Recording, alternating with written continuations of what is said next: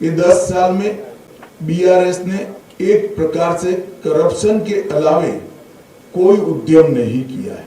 Mission Bhagirath घोटाला हो, passport scam हो, मियापुर भूमि सौदे का 4000 करोड़ का घोटाला हो, आउटर रिंग रोड सिर्फ पौने दाम पर बेच देने का घोटाला हो, कालेश्वरम परियोजना का घोटाला हो, शराब घोटाले को हम सभी जानते ही है। ग्रेनाइट घोटाले में कितना मनी लॉन्ड्रिंग हुआ वो कोई छिपी बात नहीं है। 2020 की बाढ़ राहत में भी घोटाला किया गया। केक की रिपोर्ट से स्पष्ट हो गया है कि मिशन काकतीय में 22,000 करोड़ रुपए का बजट समाप्त होने के बाद भी सिर्फ 65% काम हुआ है। मित्रों, कांग्रेस पार्टी ये सालों से तेलंगाना विरोधी पार्टी है। तेलंगाना के लंबे किसी ने सप्रेस करने का काम किया तो कांग्रेस पार्टी ने। पहले भी जब संयुक्त आंध्र प्रदेश था तब भी श्री अंजय्या का सार्वजनिक अपमान आज भी तेलंगाना की जनता भूल नहीं सकती।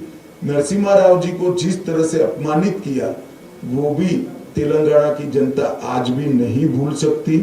और तेलंगाना आंदोलन में 2009 में अलग तेलंगाना का वादा करने के बाद भी न देने के कारण कम से कम 15 युवाओं ने अपनी जान गंवाई। भारतीय जनता पार्टी की नरेंद्र मोदी सरकार ने भारतीय जनता पार्टी के स्थापना से 1950 से जनसंघ से लेकर अब तक जितने वादे किए थे ये 9 साल में हमने सभी वादे पूरे किए। चाहे राम मंदिर बनाने का वादा हो, चाहे धारा 370 को समाप्त करने का वादा हो, चाहे ट्रिपल तलाक को समाप्त करने का वादा हो, चाहे गरीब कल्याण का वादा हो। जब भी प्रधानमंत्री जी के बारे में बिलो द बेल्ट लैंग्वेज का उपयोग हुआ है, देश में कोई भी राज्य हो, जनता ने उसका करारा जवाब दिया है। मुझे भी भरोसा है ये जो बिलो द बेल्ट लैंग्वेज उपयोग हो रही है उसका करारा जवाब तेलंगाना के मतदाता वोटिंग में देंगे। दंगों के लिए भारतीय जनता पार्टी का ट्रैक रिकॉर्ड आप सब कुछ ऑनलाइन उपलब्ध होता है, चेक कर सकते हैं। जहां जहां भारतीय जनता पार्टी की सरकारें बनी हैं वहां दंगे समाप्त हो गए। दंगों का ट्रैक रिकॉर्ड सबसे खराब अगर किसी का है तो कांग्रेस पार्टी का है।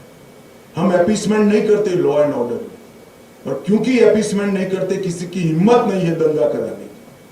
जहां जहां भारतीय जनता पार्टी की सरकारें बनी हैं वहां वहां दंगे बंद हुए हैं, बड़े नहीं। सवाल ही नहीं खड़ा होता। मैं सार्वजनिक रूप से स्पष्ट करना चाहता हूं, भारतीय जनता पार्टी और बीआरएस से कभी सैद्धांतिक रूप से समझौता नहीं हो सकता, ना पॉलिटिकल अलायंस हो सकता है, ना टैक्टिकल अलायंस हो सकता है।